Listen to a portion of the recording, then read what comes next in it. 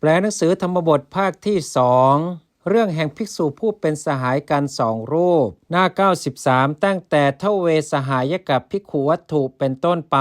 ทเวสหายกภิกขุวัตถุอันว่าเรื่องแห่งภิกษุผู้เป็นสหายกันสองรูปมยานข้าพเจ้าวุจเตจะกล่าวสถานว่าพระศาสดาวิหารันโตเมื่อประทับอยู่เชตวเนในพระวิหารชื่อว่าเชตวันอารัพพะทรงปรารภภิกขุซึ่งภิกษุทั้งหลายสหายเกผู้เป็นสหายกันทเวสองกเถสิตรัสแล้วธรรมเทศนางซึ่งพระธรรมเทศนายิมังนี้อิติว่าอัปมัตโตปมัตเตสุอิติดังนี้เป็นต้นกิระได้ยินว่าเตภิกขุอันว่าภิกษุทั้งหลายเหล่านั้นขเหตวาเรียนเอาแล้วกรรมฐานนางซึ่งกรรมฐานสันติเกในสำนักสัตถุของพระศาสดาปวิสิงสุเข้าไปแล้วอรัญญกาวิหารังสู่วิหารอันตั้งอยู่แล้วในป่าเตสุทวีสุภิกขุสุภิกขุสุในภิกษุทั้งหลายทวีสุสองเตสุเหล่านั้นเอโกภิกขุอันว่าภิกษุรูปหนึ่งอาหาริตวานำมาแล้วทารุณิซึ่งฟืนทั้งหลายสกาลศาสตร์ต่อสมัยอันเป็นไปกับด้วยการเอวะนั่นเทียวสัจเชตวาจัดแจงแล้วอังคาระกับปานลังซึ่งกระเบื้องเป็นเครื่องรองรับซึ่งฐานเพลิงวิสิเพตวาผิงแล้วสัลลปันโตเจรจาอยู่สัตถิงกับทหารสามเณเรหิด้วยภิกษุหนุ่มและสามเณรทั้งหลายนิสีทตินั่งอยู่ปัทมยามมังตลอดยามที่หนึ่งเอโกภิกษุอันว่าภิกษุรูปหนึ่งอัปปมัตโตผู้ไม่ประมาทแล้วกโรนโตกระทำอยู่สมณธรรมังซึ่งสมณธรรมโอวัทติย่อมกล่าวสอนภิกขุงซึ่งภิกษุอิตรังนอกนี้อิติว่าอาวุโสดูก่อนท่านผู้มีอายุตวังอันว่าท่านมากริอย่ากระทำแล้วเอวังอย่างนี้หิเพราะว่าอปายาอันว่าอบายทั้งหลายจตารโรสีสยนะครสัทธิสาเป็นเช่นกับด้วยเรือนอันเป็นที่นอนปุคลัสสะของบุคคลปมัตตัสสะผู้ประมาทแล้วโหนติย่อมเป็น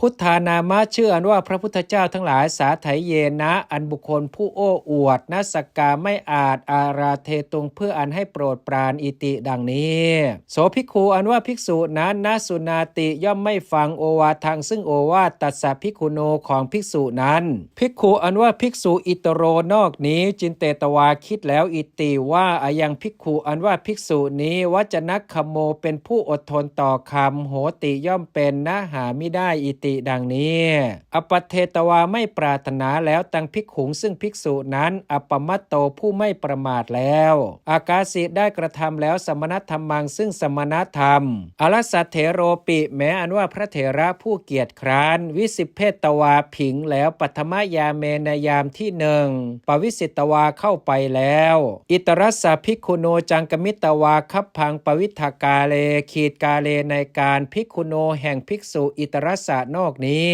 จังกมิตวาจงกรมแล้วปวิทาขีดเข้าไปแล้วคับพังสู่ห้องอิตรัสสะภิกขุโนจังกมิตวาคับพังปวิทากาเลในการแห่งภิกษุนอกนี้จงกรมแล้วเข้าไปแล้วสู่ห้องวัตวากล่าวแล้วอิติว่ามหากุสิตะดูก่อนท่านผู้เกียรติคร้านใหญ่ตวังอันว่าท่านปวิทโธเป็นผู้เข้าไปแล้วอรัญญังสู่ป่านิปชิตวาสยนัตถายะเพื่อประโยชน์แก่การนอนแล้วจึงหลับอสิย่อมเป็นหรือตยาพุทธานังสันติเกกมัฏฐานังขเหตวาอุทายะรตินที่วางสมณธรรมังกาตุงขีตุงอันว่าอันตยาอันท่านขเหตวาเรียนเอาแล้วกรรมฐานนางซึ่งกรรมฐานสันติเกในสำนักพุทธานางของพระพุทธเจ้าทั้งหลายอุทายะลุกขึ้นแล้วกาขีดกระทำสมณธรรมังซึ่งสมณธรรมรตินที่วางตลอดคืนและวันตยาพุทธานังสันติเกกรรมฐานางขเหตวาอุทายะรตินที่วางสมณธรรมังกาตุงอันว่าอันท่านเรียนเอาแล้วซึ่งกรรมฐานในสำนักของพระพุทธเจ้าทั้งหลายลุกขึ้นแล้วกระทำซึ่งสมณธรรมตลอดคืนและวันนวัตติย่อมไม่ควรกิงหรืออิติดังนี้ปวิสิตวาเข้าไปแล้ววสนัฏฐานางสู่ที่อันเป็นที่อยู่อัตโนของตนนิปัชชิตวานอนแล้วสุปฏิหลับอยู่ ภิกขุอันว่าภิกษุอิตโรปิแม้นอกนี้วิสมิตวาพักผ่อนแล้วมัชชิมยามเมในมัชชิมยามปัจจุฐายะลุกขึ้นเฉพาะแล้วกโรติย่อมกระทำสมณธรรมังซึ่งสมณธรรมป ปัจฉิมยามเมในปัจฉิมยามโสภิกขุอันว่าภิกษุนั้นอัปปมัตโตผู้ไม่ประมาทแล้ววิหารันโตอยู่เอวังอย่างนี้ปาปุณิบรรลุแล้วอรหัตตังซึ่งความเป็นแห่งพระอรหันต์สหกับปฏิสัมพิทาหิด้วยปฏิสัมพิทาทั้งหลายนจิรัสสะต่อการไม่นานเอวะนั่นเทียวภิกขุอันว่าภิกษุอิตโรนอกนี้กาลังยังการวีตินาเมสีให้น้อมไปล่วงวิเศษแล้วปมาเทนะด้วยความประมาทเอวะนั่นเทียวเตทเวภิกขุอันว่าภิกษุทั้งหลายทเวสองเตเหล่านั้นวุฒวัสสาผู้มีการฝนอันอยู่แล้วคันตวาไปแล้วสันติกังสู่สำนักสัตถูของพระศาสดาวันทิตวาถวายบังคมแล้วสัทธารังซึ่งพระศาสดานิสีทิงสุ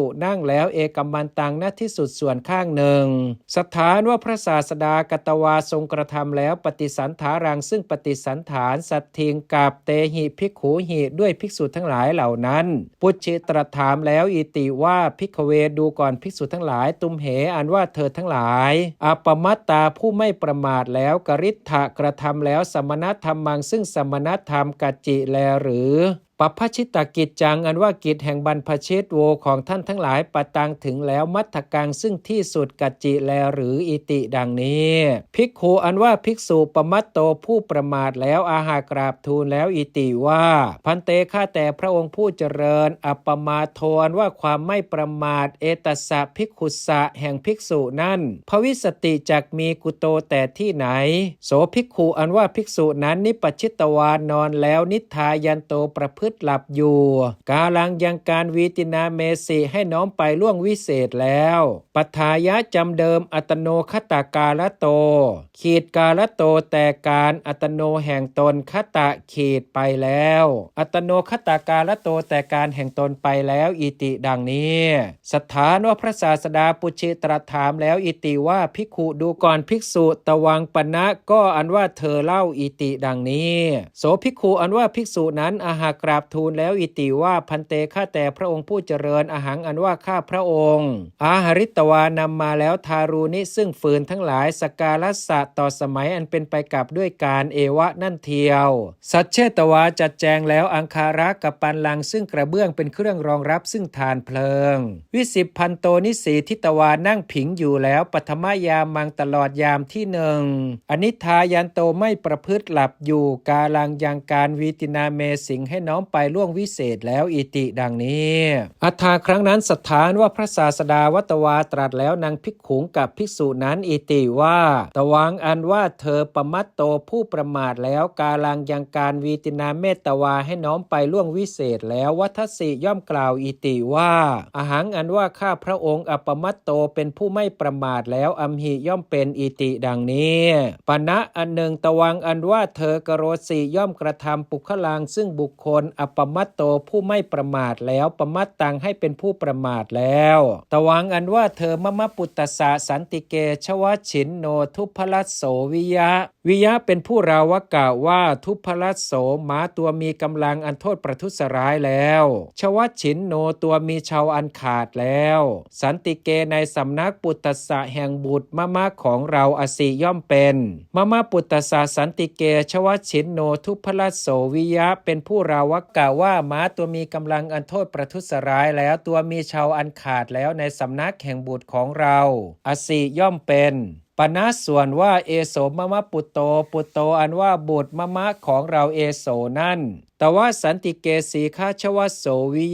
ยะเป็นผู้ราวกล่าวว่าสีฆาชวโสม้าตัวมีชาวอันเร็วสันติเกในสำนักตวะของเธอแต่ว่าสันติเกสีฆาชวโสวิยะเป็นผู้ราวกล่าวว่าม้าตัวมีชาวอันเร็วในสำนักของเธอโหติย่อมเป็นอิติดังนี้อาหะตรัสแล้วคาถังซึ่งพระคาถาอิมังนี้อิติว่า